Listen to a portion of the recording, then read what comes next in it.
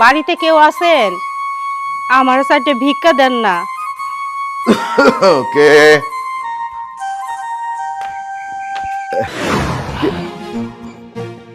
এই দাঁড়ান দাঁড়ান দাঁড়ান। আরে আপনি ভিক্ষা চাইয়া আবার ফিরে যাইতেছেন, তারপর আবার আমারে দেখে আপনি মুখ ঘুরাই রাখছেন কেন? আপনার কি আমি চিনি বা আপনি কি আমারে চিনেন? দেখি একটু ফিরেন তো। কি হলো? আরে আমি আপনার বলতেছি, আপনি এদিক ফিরেন না কেন?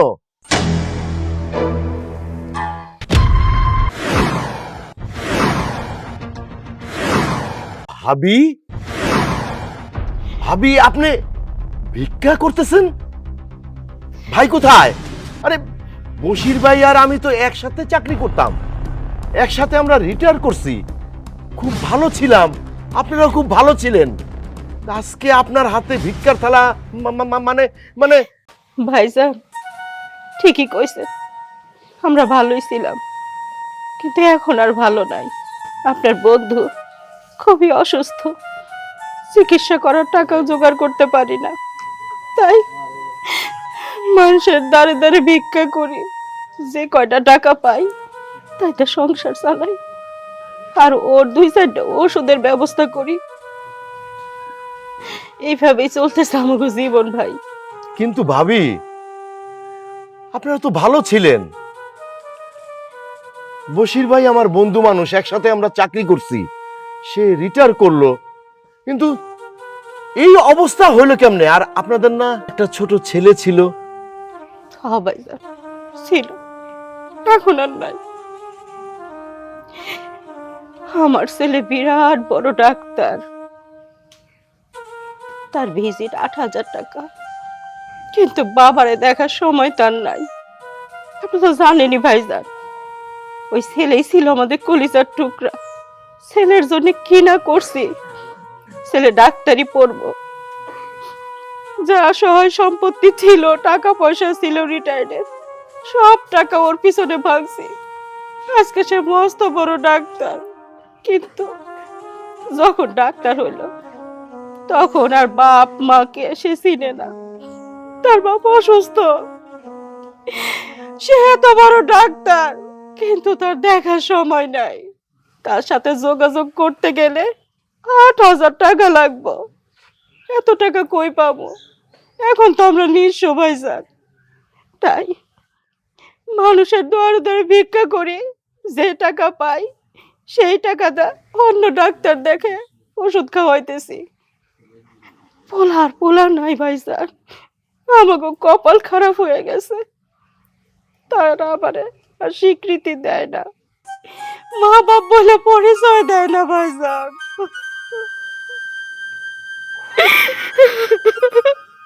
ভাবি কানবেন না।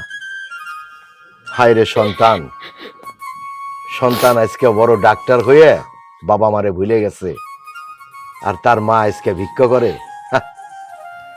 যাক ভাবি আসেন। না ভাইজান, ভিতরে যাবো না, অনেক বেলা হয়ে গেছে। আরো ভিক্ষার খোঁজে মানুষের বাড়ি বাড়ি যাওন লাগবো। যদি চাল ডাল নিয়ে না যাইতে পারি তাহলে আমাকে না খেয়ে থাকুন লাগবে। ভাবি আপনি আমার বন্ধুর স্ত্রী, বশির ভাইয়ের সাথে আমার দেখা নাই 20টি বছর। রিটায়ার করার পরে আমরা দুইজন ভাগ হয়ে গেছি।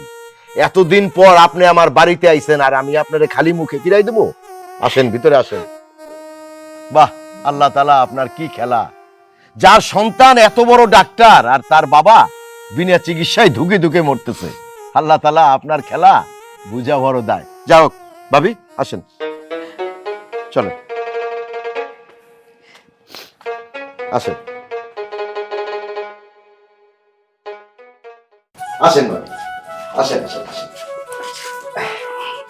আপনি বসেন ভাবি, আপনি বসেন, আমি আসতেছি।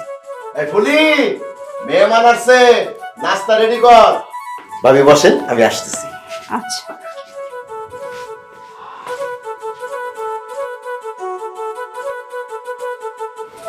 কি সুন্দর ড্রয়িং রুম, এরকম ড্রয়িং রুম তো আমারও ছিল। কত সুখ ছিল আমাগো জীবনে, আর এখন সব শেষ হয়ে গেছে।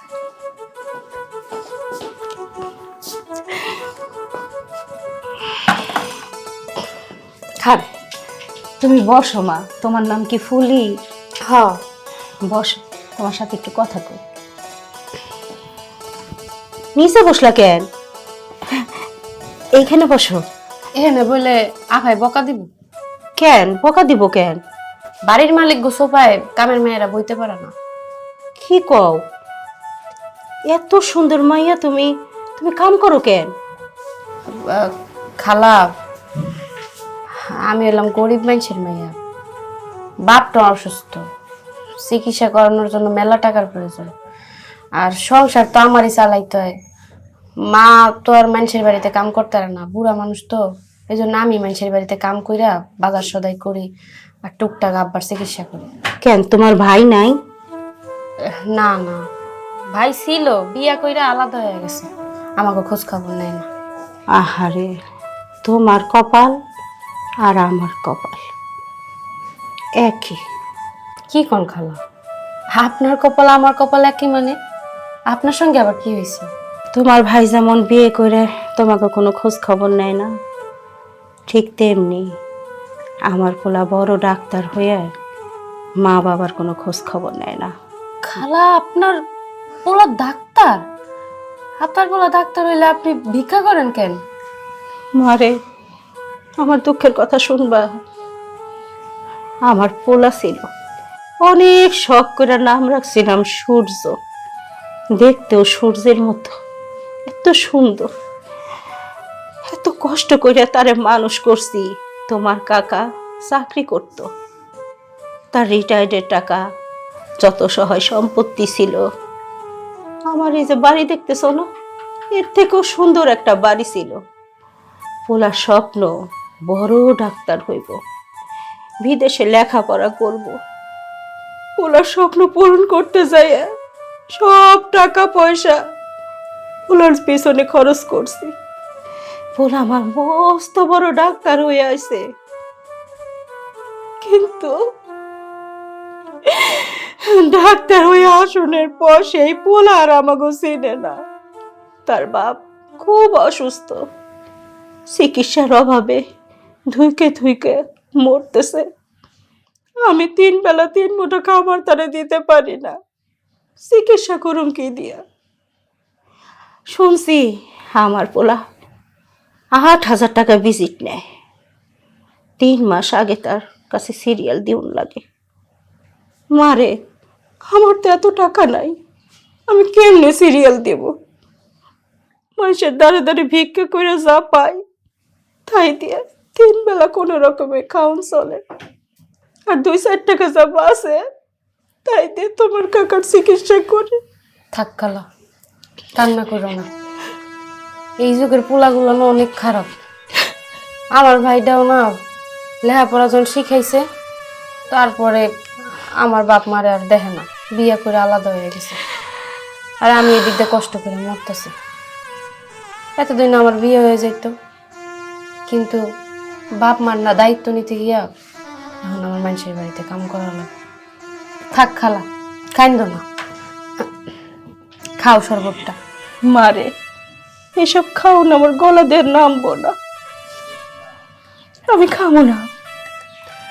খালা, খাইয়ে লইয়া বাইসা থাকতে হইব। আপনার স্বামীর কথা চিন্তা করে হইলেও বাইসা থাকতে হইব। আপনার যদি কিছু হয়ে যায় তখন খালুর কি হইব? খায় না।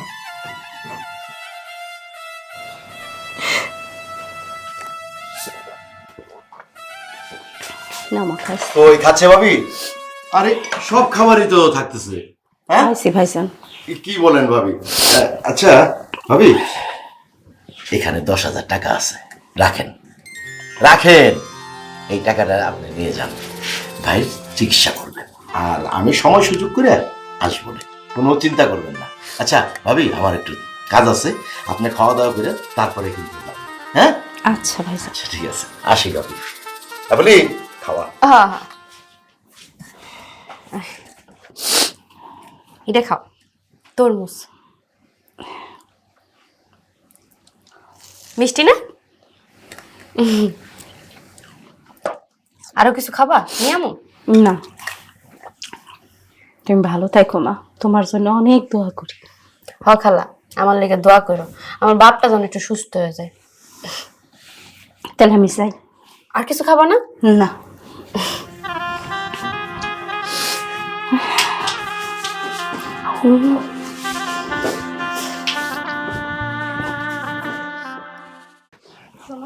বলো।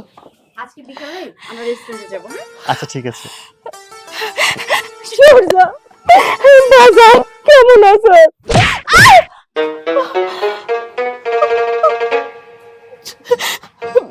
বাজার, তুই আমার চিনিস নাই, তুই আমার ধাক্কা মারলে। এই কে আপনি? হ্যাঁ, আর কোত্থেকে এসে আমাকে জড়িয়ে ধরছেন? আমার এই ভালো কাপড় চোপড় নোংরা করে দিয়েছেন। কি ব্যাপার ফুলি? তোর সাহস কিভাবে হয় তুই তোর স্যারের গায়ে হাত তুলিস? আপনি কারে স্যার কইতেছেন? এই অমানুষটারে, যার মধ্যে কোনো মনুষ্যত্ববোধ নাই।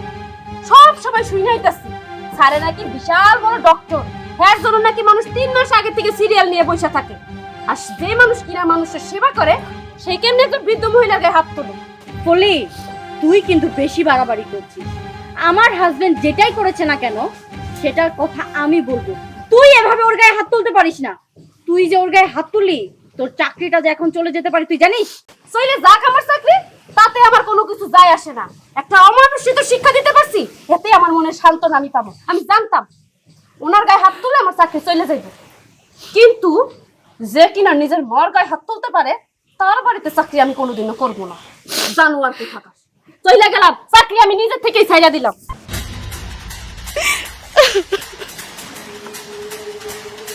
সূর্য, ফুলি এটা কি বলে গেল? ওই ভিক্ষুক মহিলাটা তোমার মা? বাবু তুমি এটা কি বলছো আমাকে? একটা রাস্তার ফকির কেন আমার মা হতে যাবে?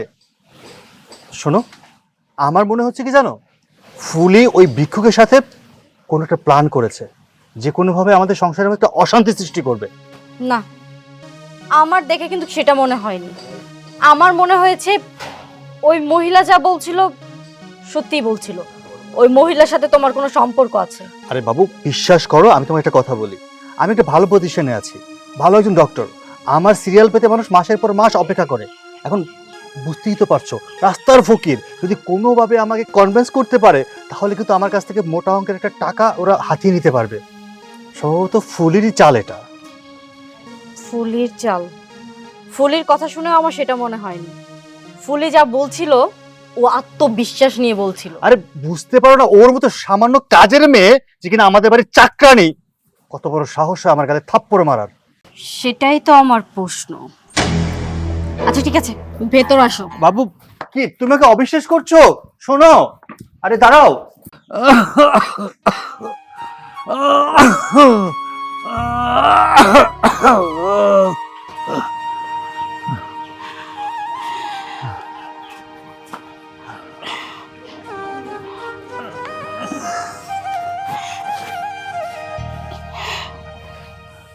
তুমি আইসি। বুকের ব্যথাটা অনেক বাইরে গেছে, খুব ব্যথা করে। তুমি চিন্তা করো না, আমি আমি অনেক টাকা নিয়ে আইছি। দেখো কত টাকা, এই টাকাতে আমি তোমার চিকিৎসা করাবো, তুমি ভালো হয়ে যাইবা। এত টাকা কই পাইলা তুমি? আমি চুরি করি নাই গো। জানো, আজকে ভিক্ষা করতে করতে তোমার বন্ধু সৃষ্টি ভাইয়ের সাথে দেখা, তার বাড়িতে আমি ভিক্ষা করতে গেছি। কোন চিস্তি ভাই? কেন, তোমার বন্ধু যার সাথে তোমার কত ভালো সম্পর্ক ছিল। ওই যে একসাথে চাকরি করছি, হ্যাঁ, সেই চিস্তি ভাই। কই পাইছো তুমি তারে? তার বাড়িতে ভিক্ষা করতে গেছি। ভাগ্যের এত নির্মম পরিহাস তার সামনেই পড়তে হয়েছে। সে যখন আমার জিজ্ঞেস করলো সব কথা, আমি তারে সব কইলা কইছি। তারপর সে আমার এতগুলা টাকা দিছে তোমার চিকিৎসা করানোর জন্য। আমার খুব ভালো লাগছিল তখন, কিন্তু যখন আমি বাইরে আসতেছি তখন তখন আমার পোলা সূর্য, আমি সূর্যরে দেখছি জানো, সূর্য মস্ত বড় ডাক্তার, বিয়ে করছে, বউটাও কি সুন্দর। আমি আমি ভুলে গেছিলাম যে আমি ফকিন্নি। আমি দৌড়ে যে ওরে জোরে ধরছি, জিজ্ঞেস করছে বাজান তুই কেমন আছোস। ও কি করছে জানো, কি করছে? আমারে ধাক্কা দিয়ে ফালাই দিছে। কি? আমারে সে চেনে নাই, তোমার চিনে নাই? আমারে অস্বীকার করছে। কি কও? যখন আমার অস্বীকার করছে তখন আমার এই বুকটা ভাঙ্গে চৌচির হয়ে গেছে। আমি কোনোদিনও শুনি নাই যে কোনো সন্তান তার মা বাবারে অস্বীকার করে, কিন্তু আমি নিজের কানে নিজের চোখে দেখছি। আমি সহ্য করতে পারি না। যে পোলারে লেখাপড়া শিখাইয়া ডাক্তার বানাইতে গিয়া আমি নিঃস্ব হয়ে গেছি, সেই পোলাই তোমার চিনি নাই। আমি ওর দোষ দেই না, চিনবো কেন কও? আমি তো ফকিন্নি, সে মস্ত বড় ডাক্তার। ডাক্তার কি ফকিন্নিরা চিনে? ডাক্তার কি ফকিন্নির সন্তান হইতে পারে কও? পারে না তো, পারে না। তুমি কাঁদো না, মনটারে শক্ত করো। ও ডাক্তার হয়েছে, অনেক বড় ডাক্তার হয়েছে, ভালো হয়েছে। ও মানুষের চিকিৎসা করে, আর আমি বিনা চিকিৎসায় দুঃখে দুঃখে মরতাছি। দুঃখ করো না সূর্যর বাপ, আমি আছি। এই যে তোমার বন্ধু আছে, সে দেখো তোমারে দেখতে আসবো। আমারে কইছে এই টাকাতে তোমার চিকিৎসা করাইতে। এই টাকাতে যখন চিকিৎসা করামো তুমি ভালো হয়ে যাইবা, তখন আর আমার অভাব থাকবো না। এই ভিক্ষার প্লেট নিয়ে আর মানুষের দাঁড়ে দাঁড়ে কোন লাগবো না। আমার সাথে ভিক্ষা দেন, আমার সাথে ভিক্ষা দেন। আমার বন্ধুটা কেমন আছে? ভালো আছে। ভালো আছে? তুমি বসো, অনেকক্ষণ ধরে তো কিছু খাও নাই, আমি একটু খাওয়ানোর জোগাড় করি। আচ্ছা, যাও।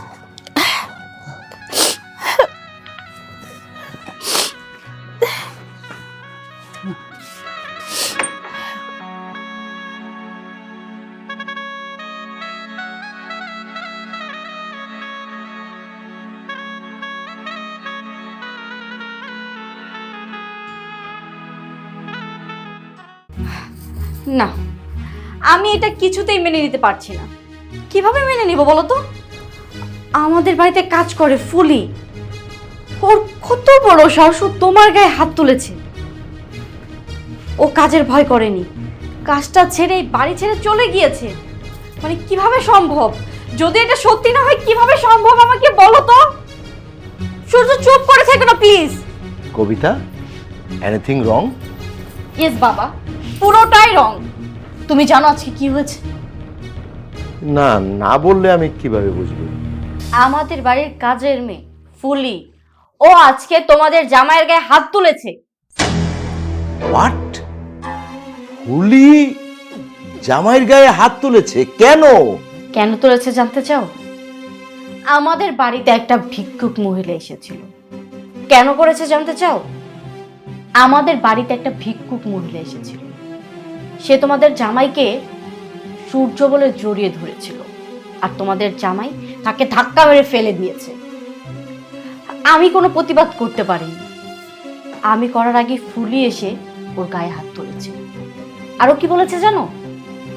বলেছে তোমাদের জামাই নাকি মানুষের মতো মানুষ হতে পারেনি, সে একটা অমানুষ, তার মধ্যে নাকি কোনো মনুষ্যত্ব বোধ নেই। সে চাকরিটা ছেড়েও চলে গিয়েছে, আর যাওয়ার আগে এটাও বলে গিয়েছে যে ভিক্ষুক মহিলা তোমাদের জামাইকে জড়িয়ে ধরেছিল সে নাকি তোমাদের জামাইয়ের মা। কিন্তু তোমাদের জামাই তখন থেকে আমার সাথে মিথ্যে কথা বলেই যাচ্ছে। কোনোভাবে তাকে দিয়ে আমি স্বীকার করাতে পারছি না যে ওটা কি হয়েছে, কোনটা সত্যি। তুমি যেটা বলছো নাকি ফুলি যেটা বলেছে?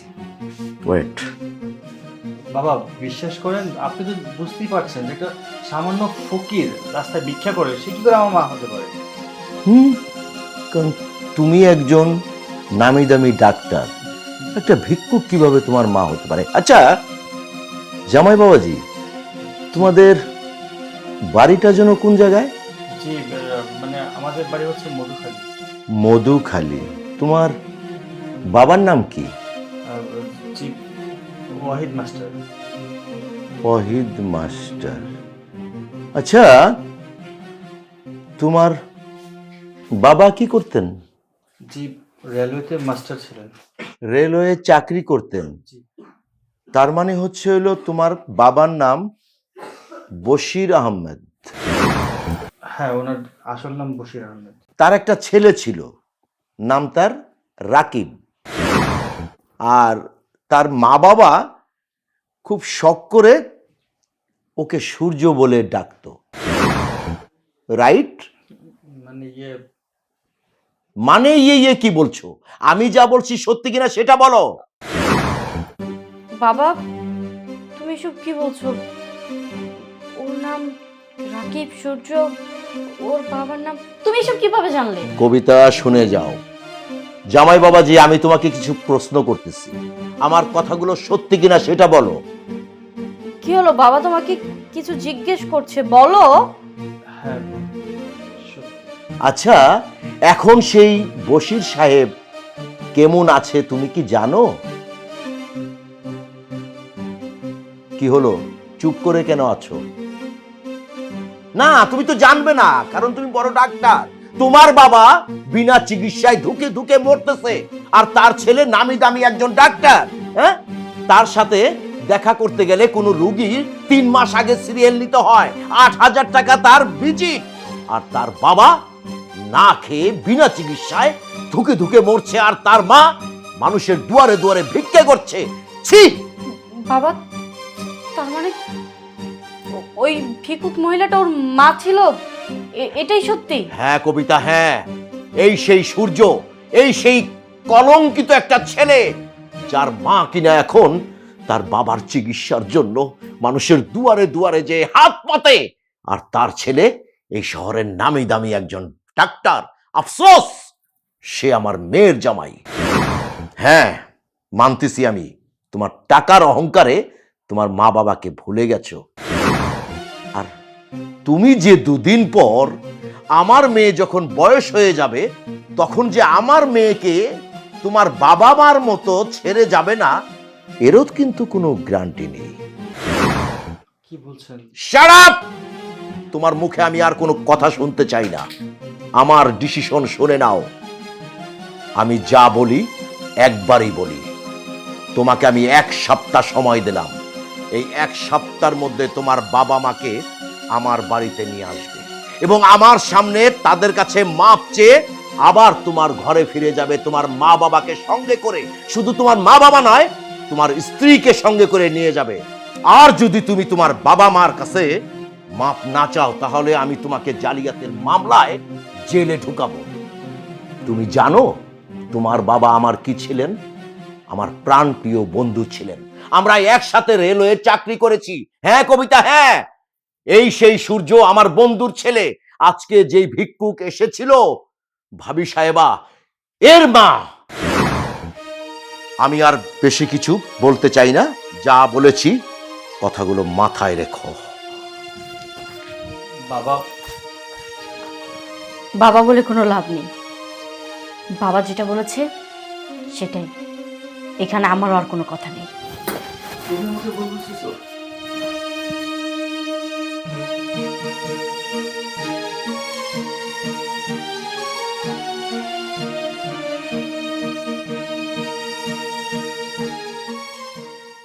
বাবা, বাবা তুমি কেমন আছো? তোমার শরীর এখন কেমন? আমি কেমন আছি এটা তোর না জানলো চলবো? তুই আমার স্যার।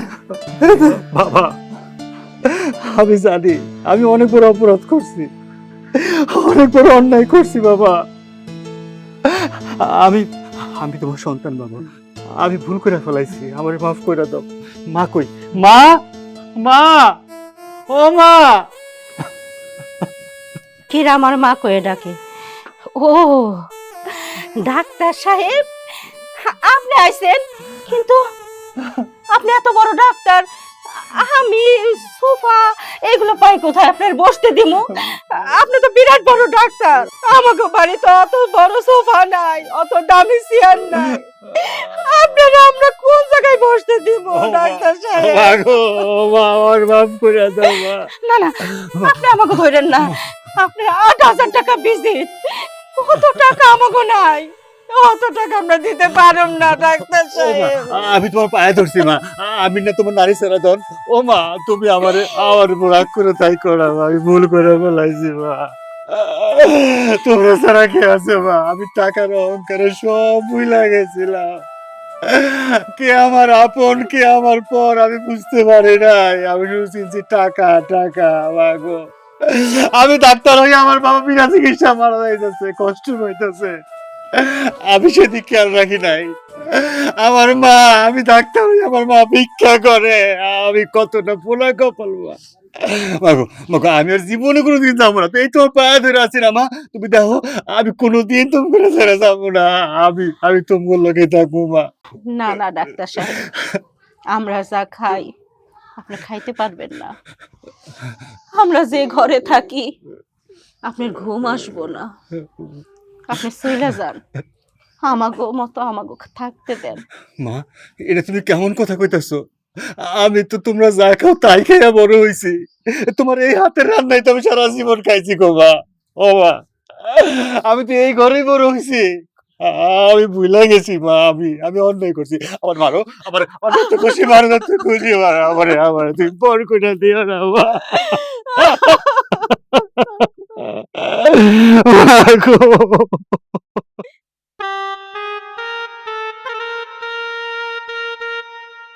কবিতা, মা তুই এখানে একা একা কি ভাবতেছিস? তেমন কিছু না বাবা, সূর্য যেভাবে চলে গেল ও কি আর আমার কাছে ফিরে আসবে না? মারে, কোনো মানুষ যদি ভুল করে তার ভুলটা বুঝতে পারে, তাহলে সেই মানুষটা আর কখনো ভুল করে না। তুই দেখিস সূর্য আর কোনো ভুল করবে না। তা তো বুঝলাম, কিন্তু বাবা ও এত বড় একটা ভুল কিভাবে করলো? ও নিজের বাবা মাকে এত কষ্ট কিভাবে দিল? ওর মা বাবা অনেক কষ্ট করে ওকে মানুষ করেছে। ও যখন বড় ডাক্তার হলো, তখন ওর মা বাবা অর্থহীন হয়ে গেল। তখন সূর্য দেখলো যে ওর মা বাবা তো এখন গরিব হয়ে গেছে।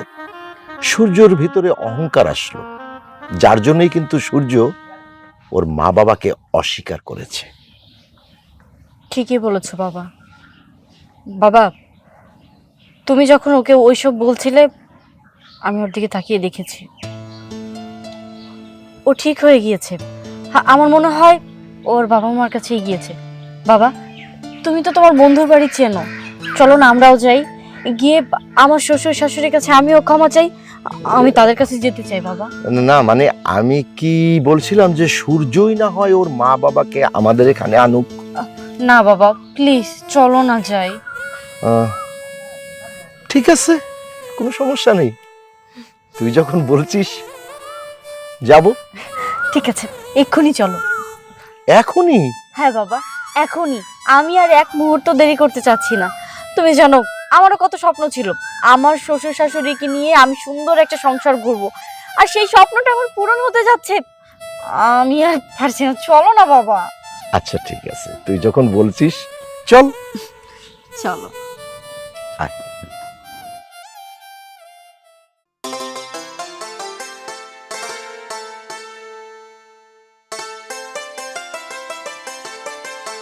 আয় বশির, বশির, আয় বেটা বশির।